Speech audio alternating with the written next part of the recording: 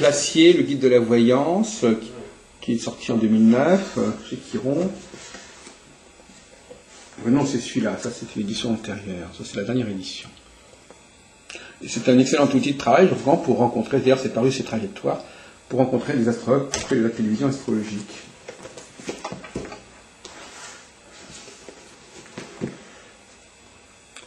Le guide de voyance par téléphone, Yvonne Tivoniak, au Rocher, enfin du Verseau, au Rocher. C'était mieux fait. Voilà. Et donc, bon, on va passer à votre ouvrage. Vous avez fait avec. Voilà, donc. D'accord, je vois, en tout petit, il n'y a pas grand-chose. Oui. Oui. Donc, voilà, donc ça, ce sont les guides. C'est un très bon outil de travail. Il y a aussi les guides qui sont sur Internet, évidemment. Oui. Qui sont. Bon, c'est vrai que. Bon, si on parle des guides, parce que c'est un sujet qui nous passionne, les guides d'astrologues, les annuaires d'astrologues, bon, il y a évidemment les pages jaunes, il y a l'annuaire de la Fédération des astrologues francophones, oui. Il y a notre guide à nous, puisque sur Téléprovidence, on a quand même plus de 150 vidéos d'astrologues avec, bien entendu, leurs coordonnées, et puis surtout cette présence qui permet, à la différence de tous les autres guides qu'on vient de signaler, d'avoir une vision beaucoup plus concrète de l'astrologue. Parce que voir M. Espier en 3-4 lignes sur un guide, c'est pas la même chose que de le voir parler pendant 1h30 en vidéo. Donc c'est une autre génération. Alors parlez-nous un peu. Alors donc là vous avez sorti un ouvrage avec Françoise Miquel et Philippe de Bailleul. Oui, lui il est psychiatre. Un si long chemin, astrologie, psychiatrie, le destin est-il écrit? Voilà, aux éditions d'Hervy. Bon, alors donc finalement, dites-nous un peu quel était l'enjeu de cet ouvrage, comment ça s'est... C'est parti d'une interrogation qui était d'essayer d'appréhender chez les profils de la pathologie lourde s'il y avait des singularités qui pouvaient être décelées d'un point de vue astrologique. Ah oui, carrément. Et je défendais, on en parlait, je parle de ça matin, midi et soir, ça devient casse-pied à force pour plein de gens, mais pour les nouveaux c'est toujours intéressant, quand on parle d'astrologie un peu trop. Et l'idée, lorsque j'ai rencontré ce psychiatre, c'était d'aller puiser dans sa clientèle des cas sur lesquels il a eu l'occasion de travailler, en obtenant les dates de naissance, pour ne serait-ce que d'essayer de voir si j'arrivais pour le jeu du test, essayer de voir si j'arrivais à trouver des failles dans les systèmes. Et par exemple, j'ai une équation en tête depuis un bout de temps, qui est de trouver l'équilibre entre les besoins de quelqu'un et les moyens de quelqu'un. Cette fameuse fragmentation que je vous ai proposée tout à l'heure, entre le triptyque de la maison et les outils qu'on a dans les poches. Comment on analyse, comment on aime et comment on bosse. C'est ça, Mercure, Vénus. Et Mars. Et avec l'usage, avec des milliers de consultations, je suis devenu un obsédé de Mars. Spécialiste de Mars. Peut-être, qui sait. Mais je suis obsédé par cette position-là. Pourquoi? Parce qu'elle permet à l'usage de voir si la personne est moteur dans la vie ou est passive dans la vie. Un Mars bélier, un Mars scorpion, un Mars capricorne, pour prendre les 3 maîtrises, mais aussi par extension, j'aime beaucoup les Mars sagittaires, les Mars vierges, les Mars gémeaux, qui sont très actifs, même s'ils s'usent, vous voyez, sont des ressorts qui font des profils plus moteurs que les autres. Ils ont davantage, naturellement, l'aptitude à se reprendre par la main pour modifier, pour faire l'effort, aller au boulot. Problème que j'ai avec les Mars en chute. Un Mars taureau, un Mars balance, un Mars poisson, sont des Mars compliqués. Bon, un Mars cancer, c'est de l'énergie en dents de scie qui fonctionne n'importe comment, qui commence, qui ne termine pas. Enfin, c'est un bordel. Excusez-moi d'être un peu trivial, mais c'est ça. Oui, c'est un peu ce que disait notre numérologue quand il parlait du nombre 8, etc. Il y a aussi des lettres qui... Justement, j'ai beaucoup... Après, je faisais une... Tout à l'heure, je disais que j'avais rencontré un numérologue qui s'appelle d'ailleurs Elie Attali, qui est très sympathique. Et alors, j'ai appris que, quand il m'a parlé de ces lettres H et Q, je me suis dit, c'est génial, parce que moi, j'ai mon prénom Jacques, il y a le Q, oui. Et mon nom de famille, Albron, il y a un H. Donc, je dis, et finalement, c'est vrai qu'il n'y a pas tellement de gens qui ont le H et le Q dans leur... En France, en tout cas. Oui, c'est amusant, mais mon père qui vit en Chine, lui, est très attiré, l'œil est toujours attiré par le 8, qui là-bas est un porte-bonheur. Oui. À l'inverse du 4, qui fuit Ils en sont à acheter des plaques minéralogiques, des vraies fortunes. À Taïwan, je ne sais pas, Ah juste bon, à côté, pour avoir du 8. pour avoir du 8. Ah oui, d'accord. Et j'avais vu, je crois que c'était à Hong Kong, une vente aux enchères, la plaque numéro 8 était partie plusieurs centaines de milliers de dollars, je crois. Mais le 8 est intéressant en astrologie, je fais une petite parenthèse, parce que, vous savez, si vous voulez, notre conversation, on n'a pas discuté de la question, d'ailleurs c'était pas forcément le but, mais il y a des... Qu'est-ce qui ne va pas en astrologie, monsieur Espier, votre avis?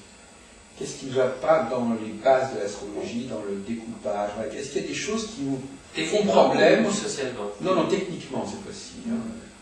Techniquement, est-ce que par exemple le découpage en 12 du zodiaque vous paraît satisfaisant? Est-ce que la façon dont on interprète les aspects est satisfaisante? Est-ce qu'il y a des choses qui ne... Moi j'ai l'impression, mais je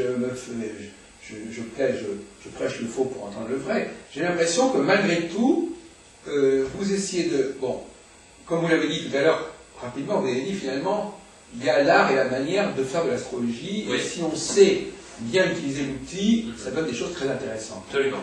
Bon, mais l'outil lui-même, j'ai l'impression que il nous est parvenu comme il nous est parvenu, et au fond, il faut le prendre comme il est. Il faut le prendre comme il est. Depuis que Ptolémée, on a évolué beaucoup, on a découvert un tas de... Oui. Ça oui, ça on peut, effectivement, ça pour vous évidemment, ça va de soi qu'on doit les intégrer. Mais cela dit, oui. Vous préservez ou vous sauvegardez, si on préfère, oui. Vous sauvegardez beaucoup de choses de la tradition astrologique. Ah oui, je suis très attaché. Je suis un traditionnaliste de l'astrologie. Pur et dur, voilà. Mais virulent. Voilà. C'est ce qui nous différencie, monsieur. C'est ce qui nous différencie, parce que moi je suis beaucoup plus critique sur les fondements même de l'astrologie. C'est intéressant. Sur la façon dont l'astrologie plutôt a évolué, et les perturbations, les corruptions dont l'outil astrologique est. Mais ça, c'est une question d'homme, Voilà. Vraiment, c'est une question d'homme. Attendez, j'ai appris avec mes 12 signes et avec mes planètes et avec mes angles, etc. J'en ai fait 15 000, je me suis construit là-dessus, et j'ai les meilleures notes dans les guides pour faire des sons concrets et pratiques. C'est pas rien. Vous avez tiré le meilleur de l'astrologie telle qu'elle nous est parvenue, telle qu'on l'a héritée. Et ceux qui ont envie de révolutionner, j'en ai pas vu un seul qui ait 3 étoiles dans les guides. Non, mais ça, je veux bien le croire. C'est bien que vous preniez ce point de vue, je ne dis pas le contraire. Hein. Mais effectivement... l'astrologie, je l'utilise à titre personnel depuis toujours, depuis que je suis ado. Donc, à vous entendre, finalement... Alors, est-ce que vous avez eu un discours sur la façon dont l'astrologie s'est constituée et comment elle est devenue... Est-ce qu'il y a une espèce de providence de l'astrologie qui fait que, finalement, elle est arrivée là où elle devait arriver et tout ce qu'on découvre ne fait que finalement que la compléter, que la renforcer C'est un terrible gâchis. Je peux être vulgaire, on a donné de la confiture au cochon. D'accord. L'astrologie est un des plus merveilleux outils de connaissance de soi, qui a commencé à partir de postulats tout bêtes. Lorsqu'un enfant naissait avec le soleil culminant au point zénithal, qu'est-ce que ça indiquait? Ça indiquait que l'enfant, plus tard, il aurait besoin de prendre plus de surface, d'occuper plus de surface socialement. C'est ballot. Lorsqu'un enfant naissait avec la planète rouge, Mars, sur l'horizon, ce qu'on appelle l'ascendant, ça donnerait un enfant chez qui l'aptitude à aller vers le combat, la combativité, la volonté de bouger, de se montrer initiateur de projet, moteur, voire presque un peu autoritaire, serait manifestement plus accentuée. C'est ça l'astrologie qu'on a déclinée. On s'est aperçu que les profils du printemps étaient plus armés en matière de vitalité, mais beaucoup moins en endurance que les profils de l'hiver. C'est amusant quand même, les mois, des séries, des cycles, des saisons. Et puis derrière, on a réalisé qu'on pouvait encore fragmenter. On s'est aperçu que lorsqu'on avait une condition d'existence, d'affirmation face à la vie, un soleil en printemps, ça donnait une composante de quelqu'un qui souhaitait avancer vite. Et si on avait en plus la chance d'avoir un mode d'action, un Mars qui était en hiver, ça permettait en plus d'avoir l'endurance, dans certains cas, pour s'y maintenir. Tout ça, ça a été observé en fait. C'est de l'observation, ce sont des statistiques. Après, c'est une redoutable concurrence avec l'Église. Pensez donc, que de conflits, que de guerres de chapelle, que de guerres de pouvoir, encore une fois. et puis la demande de la clientèle qui est dans la pensée magique. Ce que j'ai appris viscéralement avec mon camarade psychiatre, il m'a enseigné quelque chose qui a été une révolution pour moi. Vraiment, l'apport de ces 5 dernières années, je lui dois, incontestablement.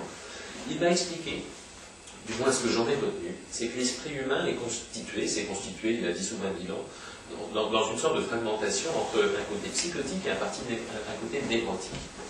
Lorsque l'homme a commencé à se sédentariser, qu'il vivait dans des cahutes, dans des cabanes, qu'il a commencé à faire de l'élevage, qu'il a commencé à faire des cultures, il était dans un système binaire, pour le coup, qui n'était plus le mode nomade sur lequel il évoluait depuis toute l'humanité.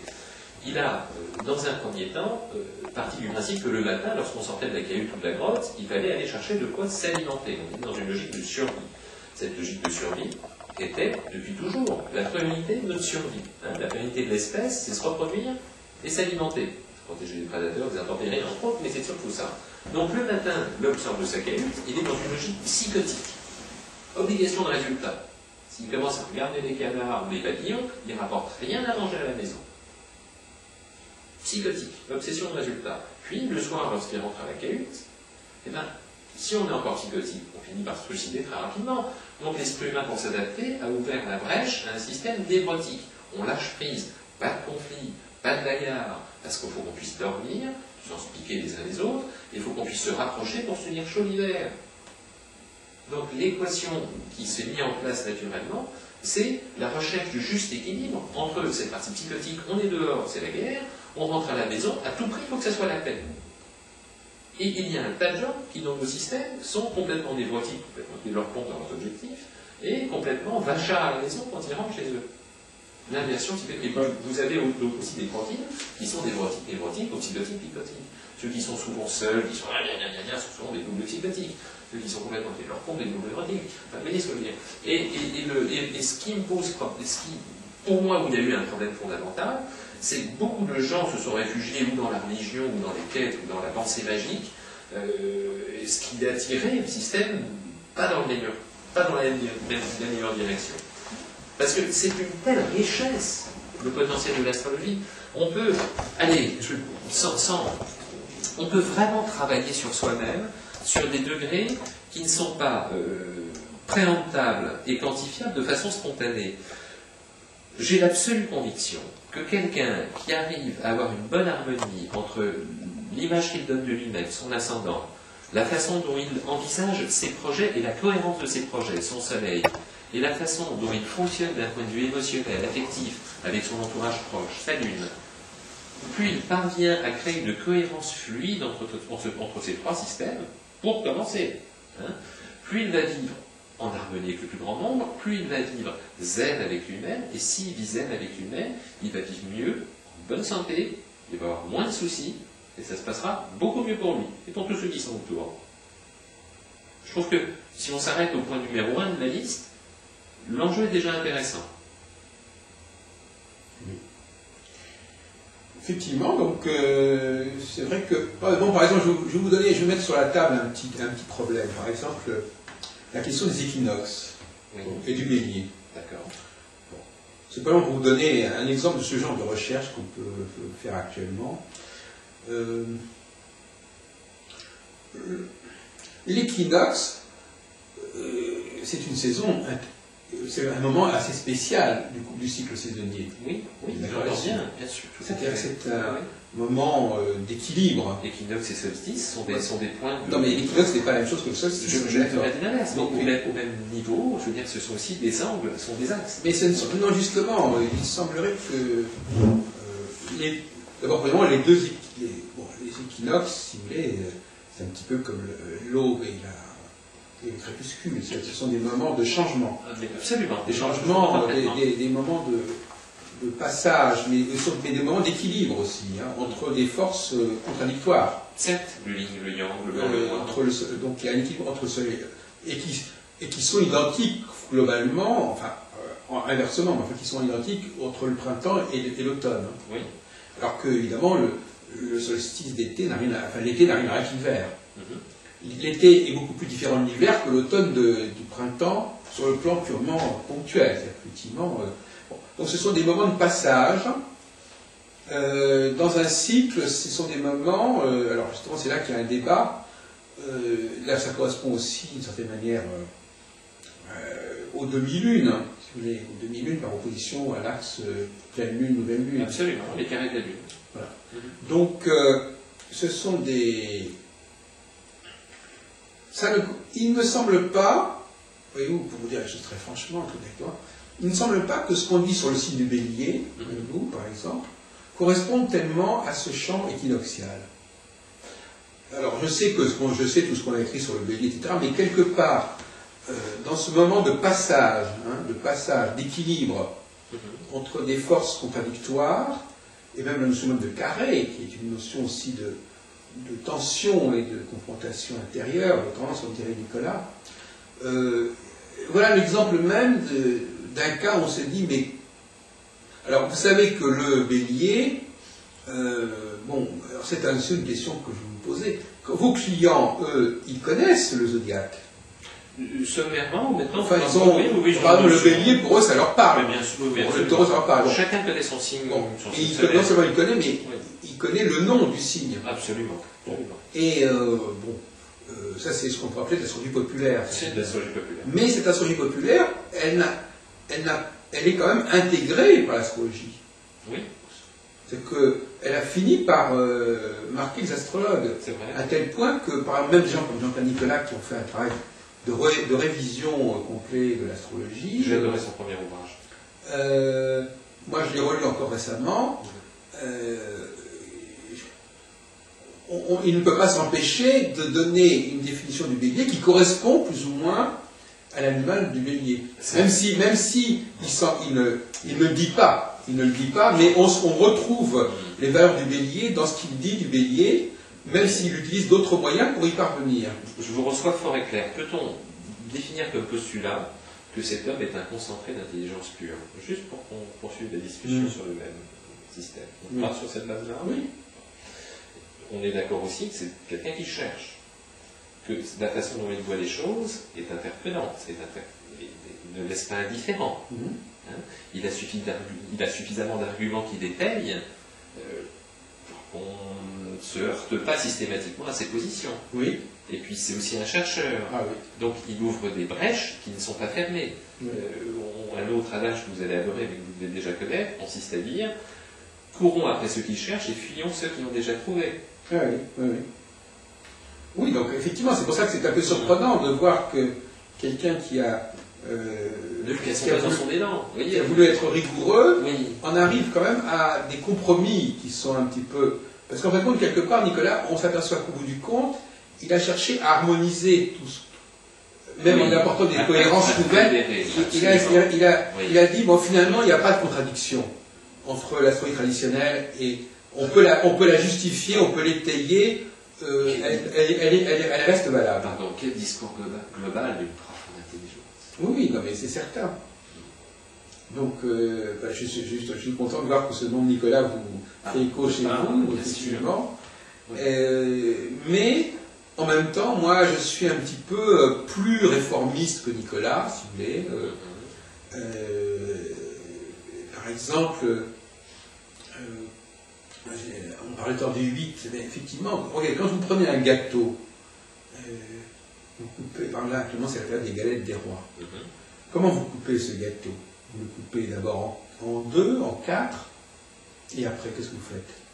Chacun a un rituel qui lui est propre pour ce genre de choses. Je voulais en venir sur la fragmentation du gâteau. La fragmentation, Nicolas le dit, c'est toujours une division binaire. C'est-à-dire qu'on passe du 1 au 2, du 2 au 4, du 4 au 8, du 8 au 16. On n'arrive pas au 12. Le 12, il a une autre origine historiquement. C'est les 12 lunaisons. C'est un autre système. D'ailleurs, Nicolas, je ne sais pas si vous connaissez son système à ce niveau-là, il dit que il oppose la division en 2, la division en 3 du cercle. Donc il y a la division en 2 qui correspondrait aux planètes, aux aspects 180, 90, 45, etc., qui seraient des aspects de confrontation, Oui. Et puis la division en 3. Oui, l'éternel, les sextiles et les tribounes, Voilà. bien sûr. Ouais. Mais, donc là aussi, voyez-vous,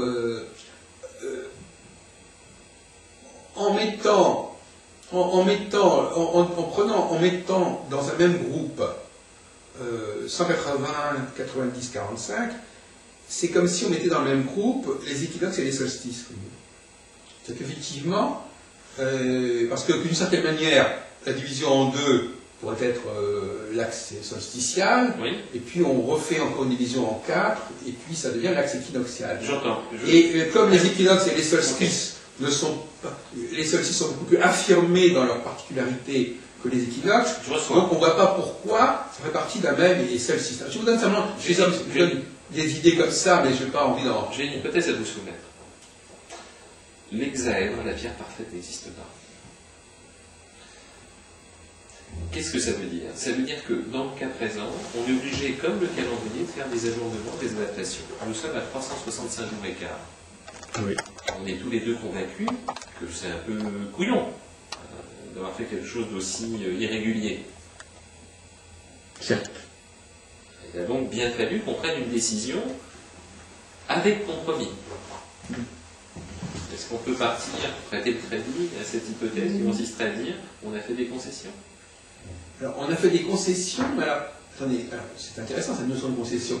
On a fait des concessions, c'est-à-dire qu'on a, quand on parlait de, entre parenthèses, cette notion de concession, elle est effectivement typiquement équinoxiale. Effectivement, l'équinoxialité, c'est, vous savez, quand il y a deux forces qui sont de même puissance, on fait des concessions.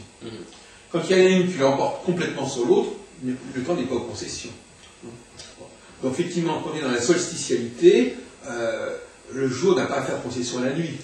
Et inversement. Par contre, quand on est dans un état d'équilibre des forces, là, on est obligé de faire des concessions. C'est pour ça que cette notion du bélier, qui est à l'équinoxe, ne passe pas. Parce que ce n'est pas un personnage qui fait des concessions, le bélier. En tout cas, c'est pas. Je parle pas du je dis ce n'est pas ce que je lis.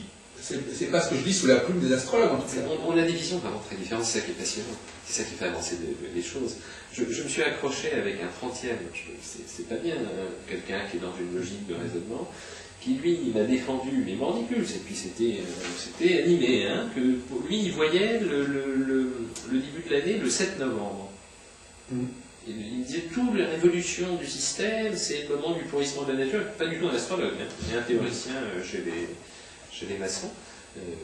C'est le milieu de l'automne. Oui. Il est axé là-dessus. Bon, des traditions plus sceptiques qui viennent s'associer, enfin, il n'y a rien sans rien. Et c'est aussi, c'est un point de vue. C'est un garçon intelligent qui prend une grille de raisonnement qui est différente de chacun et qui puise ses informations. On va pas faire un truc unique, on n'y arrivera pas. Enfin, on y arrivera. Non, mais la question, c'est de savoir si on peut évacuer de l'astrologie ce qui s'est un petit peu rajouté, ou ce qui est un petit peu invraisemblable, ou s'il n'est pas compatible. Bon, vous êtes effectivement un homme de compromis, et d'ailleurs, je vous ai interrompu, comme on dit, vous étiez en train de parler de fait de combiner certaines choses. Expliquez-vous un peu plus. Vous pensez qu'il y a eu que la formation de l'astrologie est marquée par une forme de volonté d'intégrer des notions différentes et dans un seul et même savoir. C'est ça un petit peu ce que vous êtes en train de dire? Oui, le principe est c'est une porte ouverte qui surfe sur toutes les évolutions en permanence. Nous avons, on le sait, et puis des courants même planétaires qui sont plus importants à une époque qu'à une autre. Il suffit de regarder Pluton. Pluton, lorsqu'il était en Lion, on a vu ça a été l'atome. Lorsqu'il était en Vierge, c'était la crise économique après la guerre. Lorsqu'il était en Balance, c'était le renouveau du couple, la liberté sexuelle. Lorsqu'il arrive en Scorpion, c'est le sida. Lorsqu'il arrive en Sagittaire, c'est les affaires. Lorsqu'il arrive en Capricorne, c'est la crise. Vous voyez, Pluton fait son boulot de façon très rituelle. Et on doit s'adapter. À chaque fois, on va communiquer différemment. Je ne vais pas dire à une époque où Pluton est sur une phase de crise à quelqu'un, mais c'est le moment de gagner de l'argent, de briller, d'avoir des ambitions, on n'est plus avec Pluton en Lion. Je schématise par l'absurde. Et à partir de là, le monde évolue de façon tellement étonnante. En plus, il est à une époque de son cycle où sa course est inférieure à celle de Neptune, donc il est beaucoup plus rapide. Et comme il est beaucoup plus rapide, les cycles évoluent beaucoup plus vite. Oui. On est beaucoup moins dans l'environnement statique qu'on a connu depuis 1000 ans. Il est en train de forcer les choses. Il prend un raccourci. Et le raccourci, on le subit. Oui, non, mais effectivement, vous défendez bien la cause de l'astrologie traditionnelle, en effet. Mais et le mur de Berlin, oui. Vous savez, il y avait une conjonction, il me semble, de mémoire Uranus-Neptune. Saturne-Neptune en 19, et puis 80 ans plus tard, au moment de la chute du mur, il y a une... Oui, ça c'est des travaux d'André Barbeau, qui d'ailleurs ne sont pas liés au zodiaque, d'ailleurs entre parenthèses. Alors justement, ça aussi c'est un point qui n'est pas inintéressant, c'est que toute l'astrologie mondiale, à part ces entrées de planètes dans les signes, oui. Mais ça n'est pas une chose à laquelle Barbeau accorde une grande importance. L'astrologie mondiale, c'est soit les concentrations des planètes dans un espace relativement restreint, et donc là, peu importe dans quel signe, janvier 62, décembre 95, absolument les voilà. signes. Donc là, c'est peu importe dans quel signe ça se passe. C'est clair. Et puis les conjonctions, la conjonction, c'est ça qui est important, peu importe dans quel signe ça se place. Donc effectivement, et chez Gauquelin aussi, on ne parle pas non plus du zodiaque. On ne parle pas du zodiaque. Donc le zodiaque, c'est un petit peu, il est un petit peu chahuté par beaucoup de chercheurs en astrologie, aussi bien les statisticiens comme Gauquelin que Barbeau. Barbeau, oui. Il a écrit sur tellement de choses, mon cher Jean-Yves Espier, qu'il a écrit il a dirigé une collection sur le zodiaque, etc. Mais malgré tout, ses travaux. Vous faites référence, c'est vous-même qui citez le cas de 1989, c'est absolument pas fondé sur le zodiaque. C'est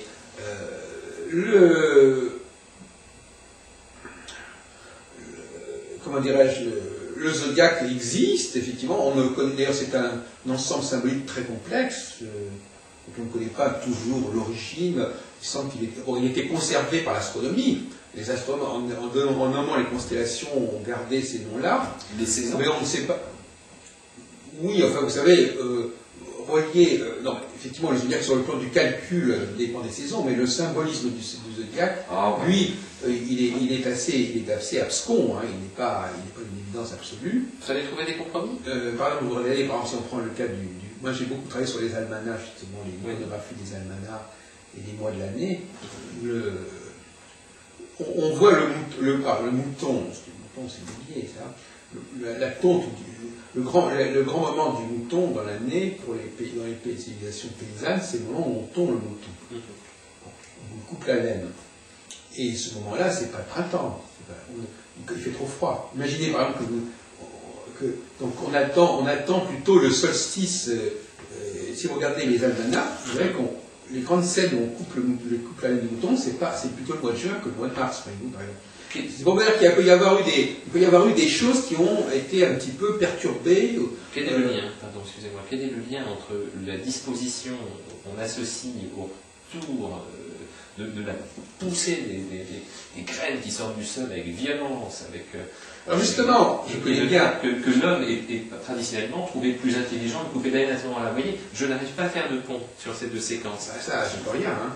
C'est que le cycle saisonnier, c'est quelque chose qui a été inventé. Les hommes ont une façon de vivre les saisons, et ils font certaines choses à certaines saisons et pas à d'autres. Je trouve que ça, apparemment, c'est ça qui a marqué, qui serait à l'origine du zodiaque. C'est possible, mais il n'y a pas de lien direct. On va faire des moissons à l'époque de la Vierge, mais on sait très bien que les cerises vont être à l'époque du Cancer, et on sait très bien que les poires vont être à l'époque de la Balance, sans pour autant que les balances soient toutes des poires. Vous voyez ? Oui.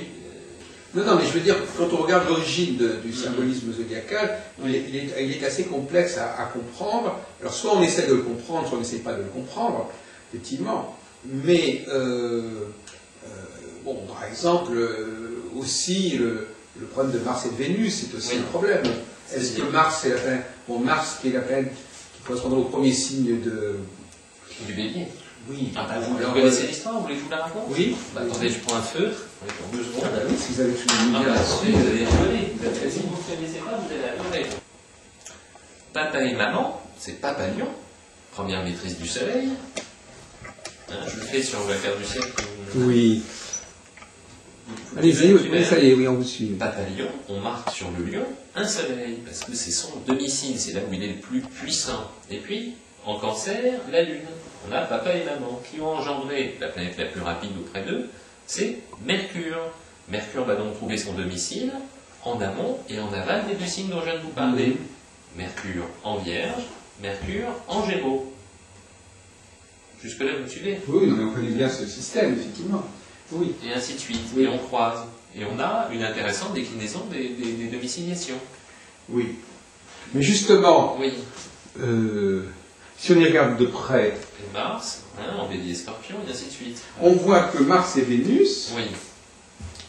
en tant que planète, Oui. parce que c'est un système qui est astronomie, les planètes Mars et Vénus, Oui. elles sont au milieu du système. Sur un système géocentrique ou sur un système Non, je veux dire héliocentrique? qu'au niveau de leur vitesse de révolution, Oui. elles sont dans une situation médiane. Ah bah, c'est très différent. Vous Elles sont- avez... parce qu'elles sont, il y a d'un côté le Soleil, Lune, Mercure, Vénus, de l'autre côté il y a Jupiter, Ah, Saturne. mais ça, ce qui change tout, c'est que nous, on est entre les deux. C'est ça, c'est une sacrée différence. Non, mais je veux dire que c'est des planètes qui. Mars se trouve ici, Oui, oui. il ne se trouve pas dans une situation de pointe. L'opposition fondamentale, c'est les luminaires d'un côté, Saturne de l'autre, en face. Ils sont dans une situation intermédiaire. C'est-à-dire qu'effectivement, et même en tant que planète, Attendez, ces dieux-là, on leur a accordé des situations intermédiaires. Oui, mais attends, je voudrais qu'on parle du même postulat pour parler de la même chose. Oui. Hein. Est-ce qu'on parle d'un système géocentrique ou d'un système héliocentrique? Terre-au-centre ou soleil-au-centre?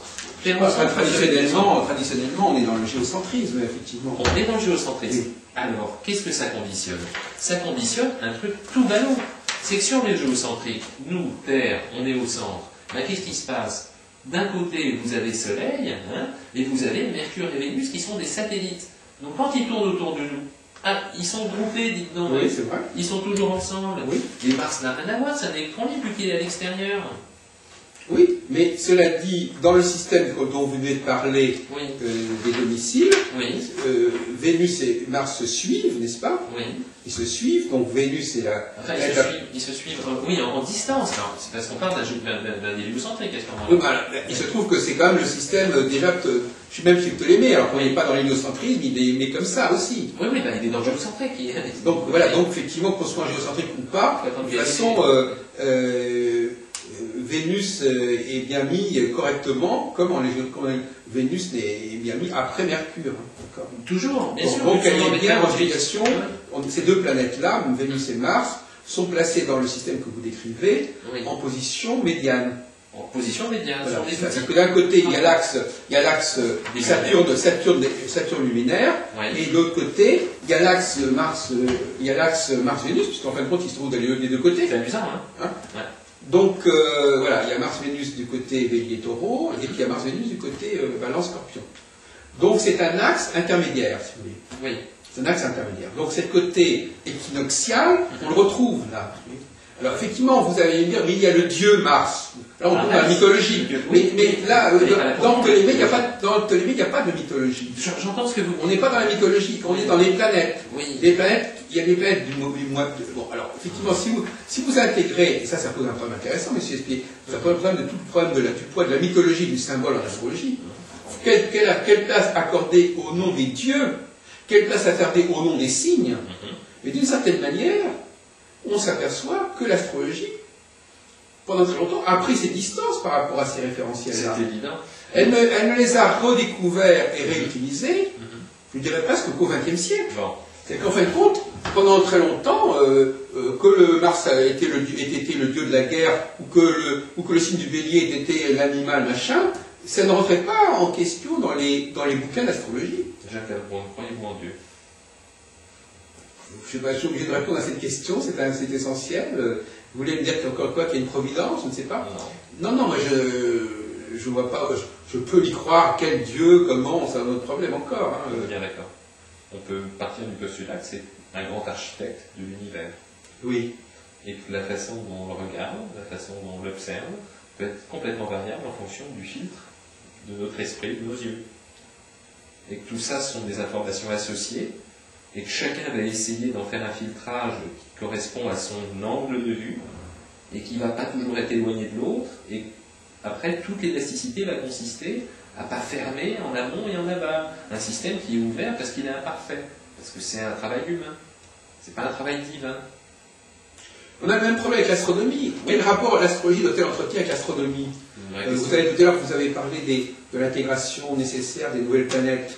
C'est le même problème. Quel rapport l'astrologie doit entretenir avec la mythologie, avec le symbolisme? Quel rapport doit-elle entretenir avec l'astronomie moderne? Les éphémérides. Alors, est-ce que pour vous, il va de soi, Jean-Yves Espier, est-ce qu'il va de soi que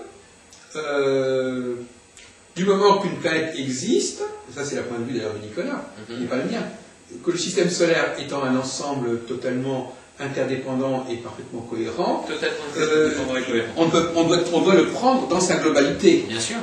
Chacun ayant on doit le prendre dans sa globalité, c'est-à-dire qu'on ne peut pas dire on prend telle planète et pas telle autre, par exemple. Mais de la même façon que dans le corps, il y a plein d'organes différents et aucun n'est plus important que l'autre. Quand on regarde une fidée, ou dans un orchestre, regardez un chef d'orchestre qui dirige un ensemble musical. Oui. Voilà. Hein, il va y avoir un premier violon, il va y avoir un tas d'intervenants, tous très différents les uns des autres sans rentrer dans le détail, qui vont avoir leur rôle. Oui, mais on a aussi décidé quels étaient les instruments qu'on mettait dans l'orchestre. Et ceux qu'on ne mettait pas dans l'orchestre, ça c'est un autre problème encore. C'est un choix subjectif. Oui. Non, mais de circonstances. Une fois que l'orchestre est choisi, effectivement, mais encore faut-il le déterminer, cet orchestre. Mais attendez, nous on fait avec ce qu'on nous donne. Ah, ce qu'on nous donne. Justement, l'astrologue, pour moi, je vous dis simplement, je vous confronte simplement à un certain nombre de questionnements que l'on se pose actuellement. C'est-à-dire qu'effectivement, il n'est pas exclu que l'astrologie ait été justement l'arbre de choisir, parmi l'ensemble de ce qui existait au niveau astronomique, de choisir quels étaient les référentiels dont on pouvait se servir. Fallait bien trouver une base. Mais pas forcément. Et ça ne veut pas dire qu'elle a forcément à utiliser tout ce qui se passe dans le système solaire. J'en ai l'absolue conviction. De la même façon que lorsqu'on a commencé le golf, j'imagine que le matériel qu'on utilisait n'était pas aussi abouti qu'aujourd'hui, ou n'importe quelle autre activité, c'est un matériau qui évolue en permanence. Et on en est aux prémices du système. Et ça fait peut-être 4-5 000 ans qu'on s'y intéresse, mais on n'avance pas à pas.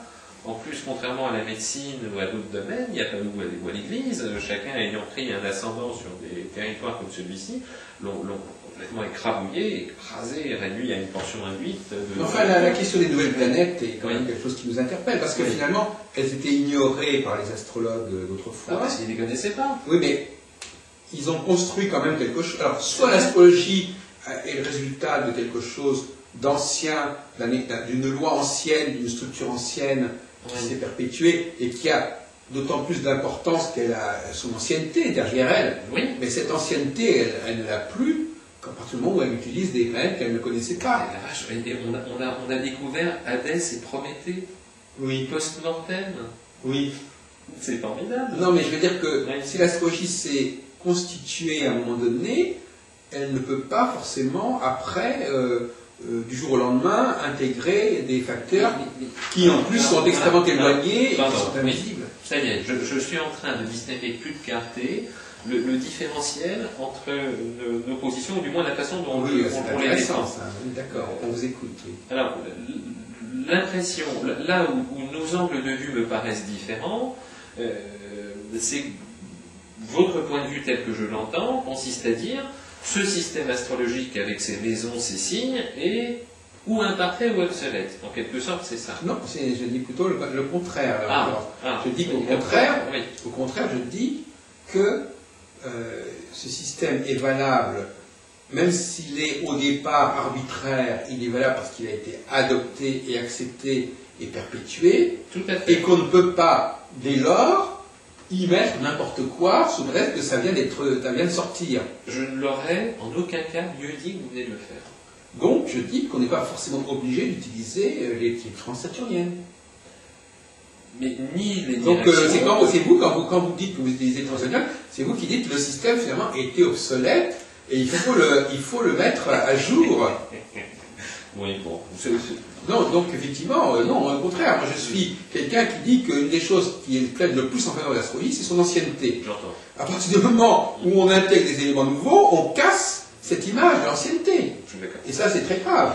Et ça veut dire aussi que presque, on se demande quand même comment les astrologues ont pu travailler. Parce que tout à l'heure, vous me disiez, ils ont observé ceci ou cela, mais alors, vous comprenez bien que quand on fait un travail et qu'il nous manque un certain nombre de facteurs, le travail il est compromis, et on se demande vraiment comment il a pu se faire. Oui, mais pareil pour la médecine, on a commencé par signer des gens, vous voyez, non?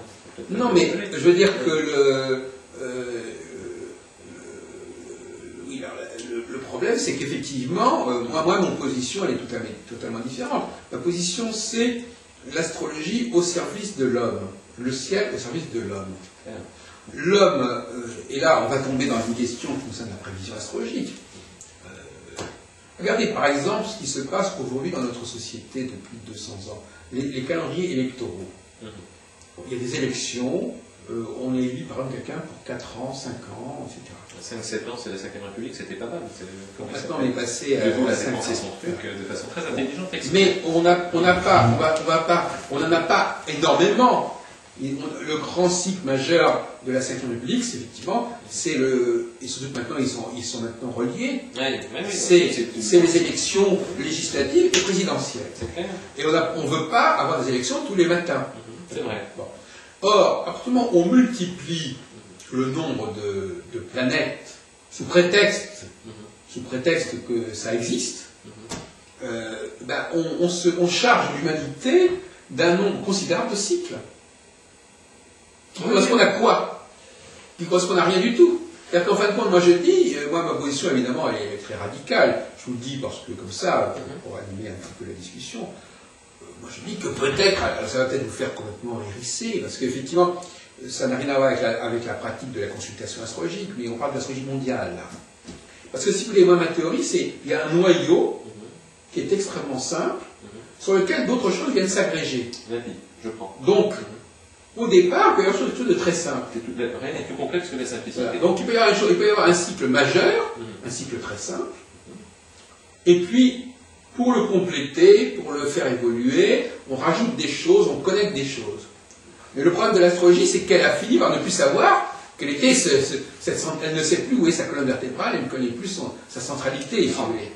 Elle connaît énormément tout ce qui est autour, tout ce qui s'est développé. C'est parfaitement clair, oui. On peut dire, en tout cas c'est parfaitement concret, mais on ne sait plus très bien à partir de quel point de départ. D'accord. Vous regardez une sculpture, que vous la regardiez de face, de côté ou de profil, c'est la même sculpture. Oui, c'est comme le point de l'éléphant. Voilà, c'est bien que votre point de vue qui change. Mais on observe la même chose, souvent avec la même finalité. Oui. Et alors? Et tout ça s'associe. Oui, donc on n'a pas besoin d'un très grand nombre on n'a pas besoin d'un modèle très complexe. On a besoin du modèle suffisamment complexe et limite complexe de ce qu'on peut assimiler. C'est ça mon réglage. Oui, alors justement, la question c'est l'évolution du modèle. Moi je suis pour un modèle, je pense qu'au départ, de même par exemple, il y a des élections centrales, déterminantes, il y a des élections qui sont moins importantes, comme les élections régionales. On peut dire comme ça, c'est une façon de hiérarchiser. Donc il y a des choses qui viennent se rajouter au fur et à mesure qu'on veut.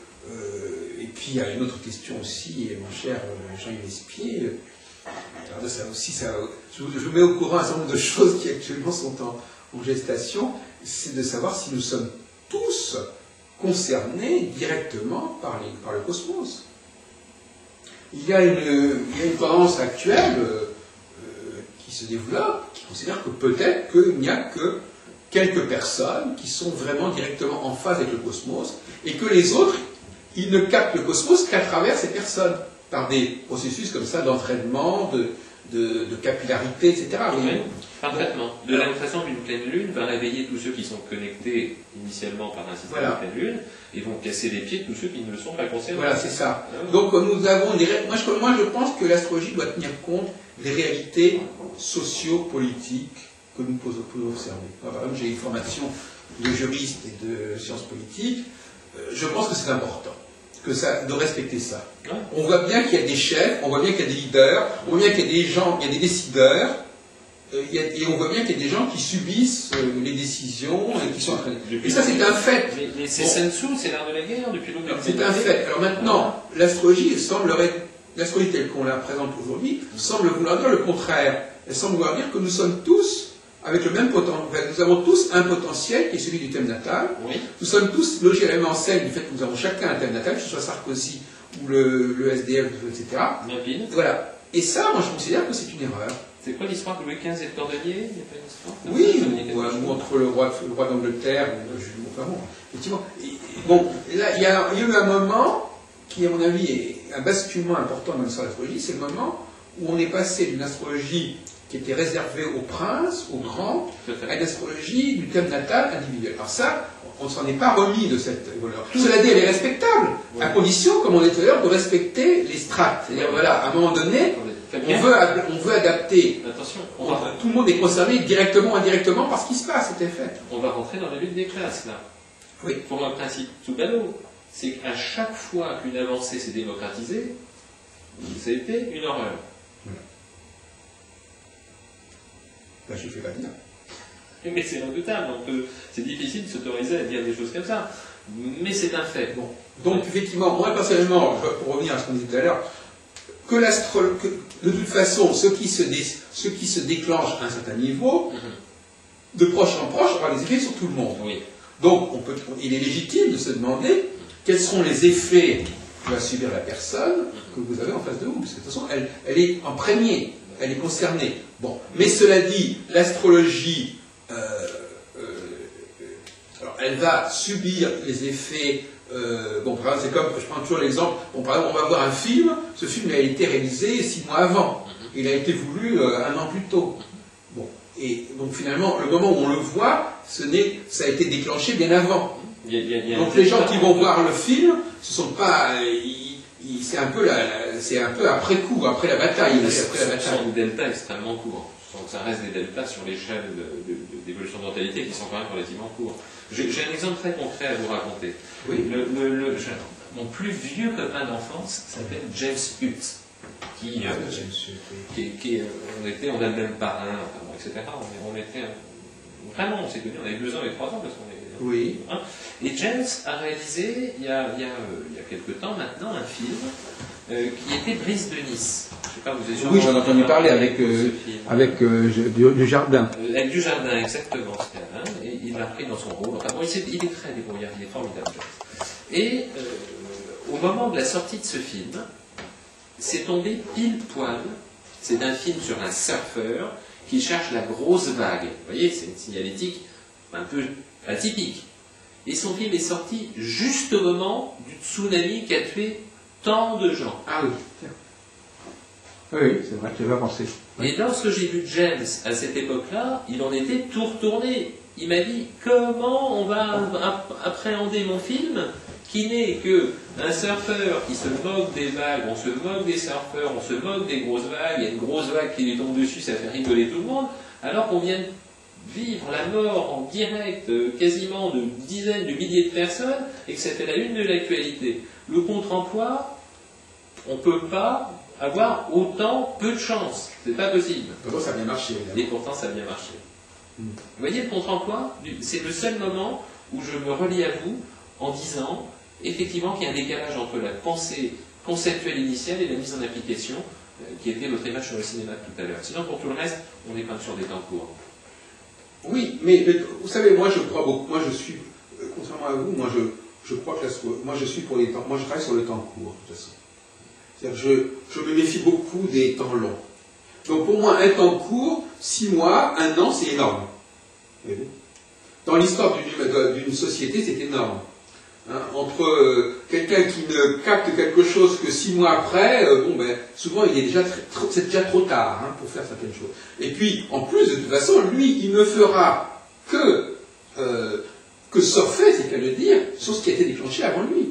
Hein. Quand vous allez voir un film, vous surfez, vous prenez, vous l'intégrez par rapport à ce qu'on vous a mis, ce qu'on a préparé pour vous.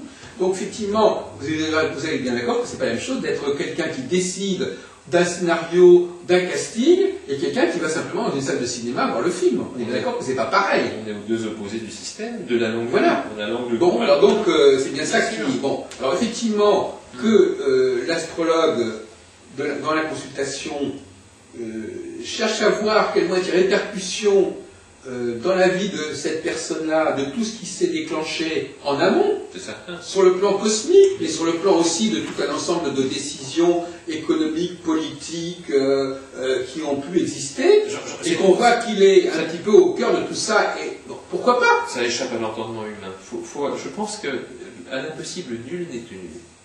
Et j'ai la conviction qu'il faut essayer de revenir aux fondamentaux les plus simples de façon systématique dans toute mise nouvelle en situation.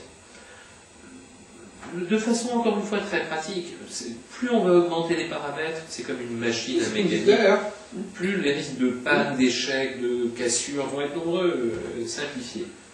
Pour quelqu'un qui est, par exemple, un décideur, Oui. étudier des décideurs, c'est relativement facile. Parce que ces décideurs au plus haut sommet sont les plus concernés par le cosmos, par les configurations cosmiques. Pour moi. Donc eux, ils vont avoir le retentissement immédiat au niveau cosmique. Prenons le problème autrement. Imaginons que vous avez des grands cycles, il y a des gens qui sont particulièrement en phase avec ces grands cycles. Donc eux, leur vie va vraiment correspondre à ces grands cycles. Bon, maintenant, des personnes qui n'en subissent que les répercussions, c'est beaucoup plus aléatoire. Ils avaient peut-être avoir un délai X ou un délai Y. Donc, quelque part, déjà sur le plan astrologique, ça sera beaucoup moins flagrant. On est parfaitement en phase. Et Barbeau en parle, je ne sais plus dans lequel de ses ouvrages. Alors, c'est lui, mais c'est bien que c'est lui pourtant. Qui dit si vous êtes en gros chef d'entreprise ou à votre compte, un aspect de Jupiter sur Soleil va donner une expansion de carrière à tel moment de la vie. En revanche, si vous êtes employé, ça donnera une petite variable heureuse. Vous voyez, je crois qu'il a un de ses bouquins. Oui, mais moi j'irai plus loin, je dis non seulement ça donne une variable heureuse, mais c'est en décalage. Oui, parce qu'entre le moment où un tel commence une entreprise, commence à rassembler quelques personnes autour de lui, et le moment où d'autres par la suite, dans une dynamique au bout de quelques mois ou de quelques années, ça va intégrer d'autres personnes, ces gens-là, ils vont profiter de cette dynamique d'origine, mais avec un décalage dans le temps, qui astrologiquement fait problème, parce qu'à ce moment-là, il n'y aura plus le facteur astrologique de base qui ne coïncidera plus dans le temps avec le moment où la personne va déclencher. C'est comme... Je ne suis pas d'accord. Ça n'a rien à voir. C'est comme le moment où on met la petite graine, on l'enfant sort. Il y a un temps de gestation. Ben oui, il y a un temps de gestation. Et on peut très bien mettre en place, vivre un événement heureux, Mars sur Soleil, pour un anxieux, pour un Soleil Mars, il va se bagarrer. Vous voyez ce que je veux dire?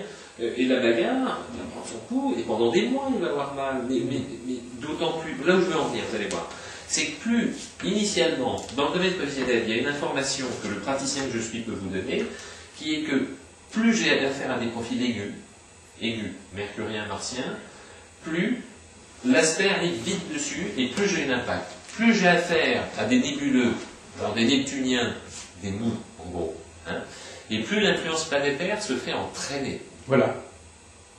Et donc à ce moment-là, elle coïncide moins bien avec les configurations. Beaucoup moins bien. Voilà. Mais on doit l'intégrer comme un élastique plus ou moins tendu ou serré. C'est ça. Mais, par exemple, si on fait une prévision à quelqu'un qui est particulièrement en phase, les moments où la configuration se produira sera très proche de moments où elle aura des effets sur cette personne. Absolument. Et chez d'autres personnes, il y aura une norme considérable. Et puis à ce moment-là, donc, une norme considérable, et en plus, ça sera moins automatique. Parce que les personnes qui captent immédiatement, ils sont directement sous le choc. Les autres personnes, ils peuvent très bien avoir échappé au choc. C'est-à-dire que certaines personnes vont être marquées, d'autres personnes moins marquées. Donc c'est extrêmement aléatoire. J'ai une histoire à vous raconter, si ça vous intéresse. Mais tout nous intéresse. Une surtout si ça vient d'un astrologue. Vécue en clientèle, celle-ci, c'est redoutable. C'est l'histoire d'une femme d'une quarantaine d'années qui un jour me consulte par téléphone. Cette dame a, pour vous schématiser en gros sa vie, elle est mariée, une dame lion, fort caractère, avec des besoins de vivre. Elle est mariée avec un gentil maçon, vous direz, avec un gentil artisan. Il est employé maçon en province, ils ont une petite maison, une gentille petite maison, avec 4 enfants qui sont en âge de scolariser. Et cette dame lion s'ennuie terriblement dans sa vie. Terrible. Elle passe sa vie dans les feux de l'amour, entre le repassage, avant les gamins, mais elle rêve. Arrive un beau jour un beau représentant en véranda. À l'époque, il y avait un magnifique Jupiter sur sa Vénus, il s'est présenté. On peut donc en attendre un état, et c'est là où je voulais en venir, de disponibilité affective, parce que ça correspond statistiquement à une période, lorsqu'on a Jupiter, de chance, heureux, position de voir la vie, etc. Sur Vénus, réceptivité affective, c'est un point de vue, c'est bien. Un état de disponibilité affective à ce moment-là. Notre représentant en véranda, il sonne, il la rencontre, il lui fait la grande scène du 4, il lui vend une véranda dont ils n'ont absolument pas besoin, une vraie fortune, dont ils n'ont pas la queue d'un centime pour payer la première traite. Et elle signe cette balade-là. Là-dessus, et bien évidemment, le type, il ne s'arrête pas là, il lui fait tagada vite fait dans la chambre des gamins. D'accord. Donc, je vais chercher ces informations-là. Vous doutez bien qu'elle ne me le dit pas comme ça. En revanche, ce qu'elle me dit, c'est « J'en ai consulté 10 avant vous. » Attention, c'est une longue phrase. Virgule. Mes valises sont dans l'entrée. Virgule. Ils m'ont tous dit, sauf un, que c'était l'homme de ma vie. Virgule. Quand est-ce qu'ils viennent chercher? Oui. Sauf un, donc, qui m'a dit que ce type se foutait de moi, que je ne le reverrai pas. Vous vous rendez compte, ce filou, cet escroc me dit des choses comme ça, virgule, et vous me dites quoi? Vous répondrez quoi, vous, d'instinct, dans une situation comme ça? Non, franchement, je passe. Hein. Allez-y. Quelle est la morale de cette histoire? La morale de cette histoire, c'est que tout dépend de la mise en situation. Et qu'on a affaire à quelqu'un qui vit, qui subit, qui bénéficie d'un conditionnement affectif qui pousse à ouvrir les vannes d'une sensibilité, mais que si la personne est typiquement dans une logique totalement névrosée, névrotique, ça peut donner n'importe quoi. Donc l'astrologue, là, doit faire le lien, le pont avec cette histoire absolument atypique, vous voyez, entre la réalité des situations, la personne qui est complètement en rêve, lucide, vendeur en véranda, et on a vu 3 autres dans la journée, il ne l'attend pas, excusez-moi, et le fait qu'il faut que le message passe. Alors, quelle est la façon de faire passer le message dans un cas comme ça? Ben, c'est pas facile, parce que si vous lui dites, ce type, ouvrez les yeux, ma bonne dame, votre vendeur en véranda, il vous a fait signer une véranda, mais quand votre mari va rentrer ce soir, à votre avis, est-ce qu'il est content de cette signature de véranda et de voir les valises dans Elle ne vous a pas vu le jour de la signature? Non, elle était encore dans un délai de rétractation. Ah bon, d'accord. Elle appelait 3 jours plus tard, mais je l'ai eu très proche. D'accord. Elle était prête, là. Elle partait, elle l'attendait pour partir avec. Et elle a rétracté? Bien évidemment. Pourquoi? Parce que vous pouvez être astrologue, avoir une connaissance technique, mais il faut être un peu pratique. Oui, c'est pas l'astrologie qui vous a dit de faire ça. Ben non, ça c'est l'expérience. Il Voilà. m'a dit de faire la chose suivante. C'est bien que oui, et qu'est-ce que je lui ai dit à ce moment-là pour être très honnête, jusqu'au bout du raisonnement? Je lui ai dit, mais cette relation amoureuse, il ne faut surtout pas mélanger l'amour et l'argent. Absolument. C'est comme un gros nuage qui arrive au-dessus de ce magnifique ciel bleu potentiel. Mais je dirais que... Et donc, utilisez vite ce délai de rétractation, annulez cette vente, et vous verrez que tout ce qui correspond à votre vie amoureuse va s'éclairer de façon plus heureuse. Mais je répondrai, d'ailleurs nous allons terminer notre entretien. Et j'ai l'intime conviction de sauver femmes et enfants Oui. d'un divorce qui... Pardon. Mais je pense qu'elle vous a écouté parce que aussi vous étiez astrologue. Puisqu'elle est venue vous voir. Alors la question qui se pose pour moi, c'est pourquoi elle est venue voir un astrologue pour résoudre ce problème. Donc à mon avis, vous avez profité du transfert de cette dame vers vous en tant qu'astrologue. Mon seul objectif, Et vous avez, au nom de l'astrologie, mais tout en sachant très bien que vous ne faisiez pas d'astrologie, vous avez aidé à faire passer le message, un message de bon sens. De bon sens, c'est exactement Mais ça. voyez-vous que parfois, finalement, l'astrologue est amené à... Il se dit, bon, il y a un transfert, bon, voilà des gens qui, pour des raisons diverses, préfèrent demander un astrologue à n'importe qui. Parce qu'ils vont plus voir le curé, Voilà. qui fait Donc, ils vont... Bon, attention. et puis, il lui accorde un crédit parce qu'il fonctionne autrement, il raisonne autrement, il y a d'autres raisons. Absolument. Et, à partir de ce moment-là, l'astrologue, il n'est pas forcément obligé de ne s'en tenir qu'à l'astrologie. Absolument. Il se dit, cette personne-là, elle vient me voir, elle est disposée à m'entendre, elle est disposée à suivre mes conseils, je vais lui dire des choses qui tiennent la route. On est en train de dire la même chose. C'est exactement ça. L'objectif étant d'être le plus utile possible. Voilà. Non mais effectivement, moi, je ne vous fais pas dire. Mais ça montre bien que, pour conclure, que l'astrologue, c'est vrai que je disais de l'astrologue et l'astrologie. L'astrologue, c'est plus que l'astrologie. Dans ma grille de lecture, elle est sacrément au point. Je fais des profils de gens que je verrai jamais. Oui. Je fais toute la famille en 3 minutes, en prenant les dates de naissance et des éphémérides, en me disant votre mari, il est comme ça, il pense comme ça, il bouge comme ça, il est comme ça.